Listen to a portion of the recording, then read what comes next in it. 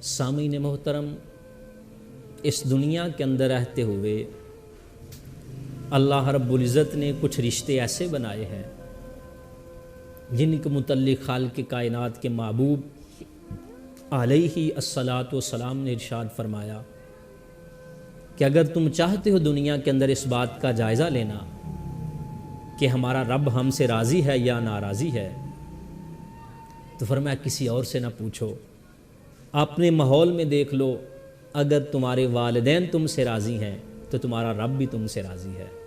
اگر والدین تم سے ناراض ہیں تو پھر تمہارا رب بھی تم سے ناراض ہے۔ سامعین محترم، یہ والدین کا رشتہ بڑا خوبصورت رشتہ ہے، لیکن اسی رشتے کے اندر اس جدید دور کے اندر ایک بڑی کجی پائی جا رہی ہے۔ وہ کیا ہے؟ احساس برتری خدمت والدین میں رکاوٹ نہ بنے، احساس برتری خدمت والدین میں رکاوٹ نہ بنے۔ وہ کیا ہے سامعین محترم؟ وہ یہ ہے کہ جب اولاد پڑھ جاتی ہے، اونچے منصب اور عہدے پہ چلی جاتی ہے، تو پھر اپنے والدین کا تعارف کرواتے ہوئے کیوں جھجکتے ہیں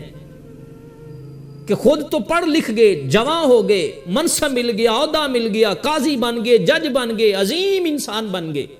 لیکن ایسی عظمت کا کیا کرنا کہ جب باپ کا تعارف کرواتے ہوئے شرم آئے، اس کی سادگی پہ، اس کے سادہ مزاج پہ، وہ حروف ابجد کو نہیں جانتا، تمہیں تو بلندیوں پہ اس نے پہنچا دیا، اسے لباس پہننا نہیں آیا، اس نے تجھے تو انسانیت کا وہ ایک عروج اور بلندی کا مقام تمہیں عطا کر دیا، آج تو اس مقام پہ پہنچ گیا تو تجھے والدین کے تعارف کروانے میں ہتک محسوس ہو رہی ہے۔ یہ ایک بہت بڑی معاشرے کے اندر کجی پائی جا رہی ہے۔ اس سلسلہ کے اندر علم کے ایک عظیم امام، امام اہل سنت، امام عاشقاں، وہ عظیم ہستی جس کے متعلق فرمایا گیا کہ اگر علم آسمان کی بلندیوں پہ بھی ہوگا تو امام الائمہ، سراج الائمہ جناب امام اعظم ابو حنیفہ نعمان بن ثابت رضی اللہ تعالیٰ عنہ وہاں سے بھی نکال کے لے آئیں گے، وہاں سے بھی اتار لیں گے، وہاں سے بھی لے آئیں گے۔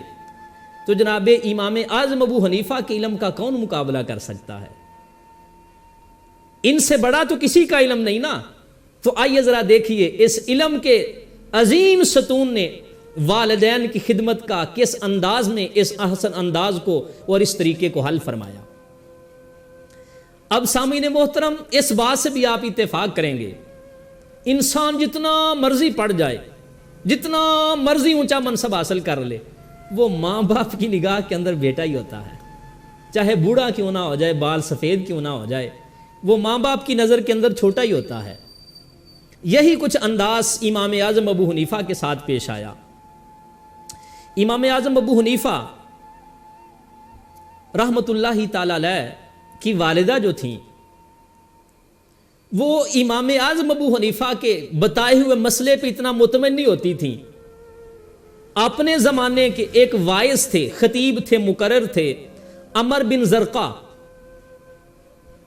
عمر بن زرقہ، ان کے فتوے سے وہ زیادہ خوش ہوتی تھیں، مطمئن ہوتی تھیں۔ تو کئی بار گھر کے اندر ایسے حالات پیش آنے کہ مسئلہ ایسے ہے کہ ایسے ہے، تو جناب امام اعظم ابو حنیفہ نے عرض کرنا کہ امی جان یہ ایسے ہے، تو امی فرماتی کہ نہیں بیٹا، جاؤ پہلے عمر بن زرقہ سے پوچھ کے آؤ کہ یہ مسئلہ ایسا ہے کہ ایسا ہے۔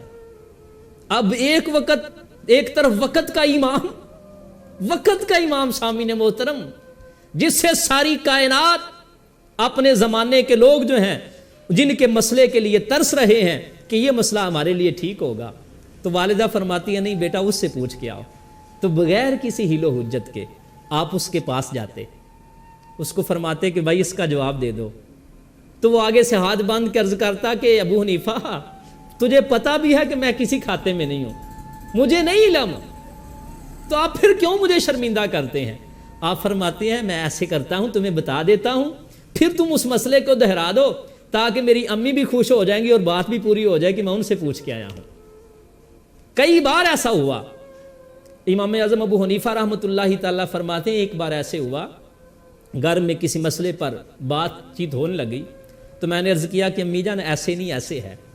تو امی فرمانے لگی نہیں بیٹا عمر بن زرقہ سے جاتے ہیں، تو میں ایسے نہیں مطمئن ہوں گی، میں اس کے اپنے کانوں سے جب تک نہیں سنوں گی تب تک میں مطمئن نہیں ہوں گی۔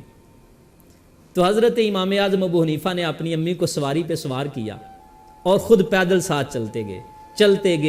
گئے۔ جب اس کے پاس پہنچے تو اس کو جا کے بتایا بھئی یہ سوال ہے، اس کا حل آپ بیان فرما دیں، اور بلکہ انداز بھی یہ اختیار فرمایا کہ میری امی نے یہ مسئلہ ہے، یہ سوال ہے، تو میں نے اس کا یہ جواب دیا ہے، تو آپ کیا فرماتے ہیں؟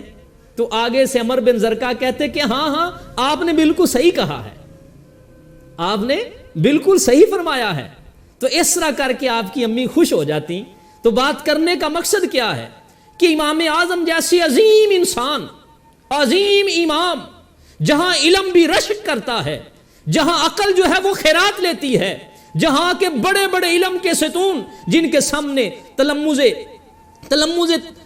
جن کے سامنے آ کے لوگ علم حاصل کرنے کے لیے بیٹھتے ہیں، اپنے آپ کو ان کا شاگرد کہلوانا اپنا اعزاز سمجھتے ہیں، لیکن اس عظیم انسان کے ہاں اپنی عزت کے اندر کوئی فرق نہیں آیا کہ اس بندے کے پاس جا کے مسئلہ پوچھیں۔ اپنی امی کی اتباع اور اطاعت کے اندر وہ یہاں تک بھی جانا پڑا تو چلے گئے۔ تو سامعین محترم، بات کرنے کا مقصد یہ ہے کہ احساس برتری جو ہے یہ کبھی بھی والدین کی خدمت سے میں ہمارے درمیان رکاوٹ نہ بنے۔ کیا اونچے منصب پہ چلے گئے تو والدین کی حیثیت کوئی نہیں؟ نہ، والدین کا وہ اونچا مقام ہے، چاہے ان کو حروف ابجد بھی نہیں پڑھنا آتا، لیکن میرے اور تیرے کے لیے تو ہمارے ماں باپ ہی ہے نا، تو ان کی عزت وہی ہے، ان کا مقام وہی ہے۔ اللہ پاک مجھے اور آپ کو صحیح معنوں کے اندر اپنے والدین کے ساتھ حسن سلوک کرنے کی توفیق عطا فرمائے۔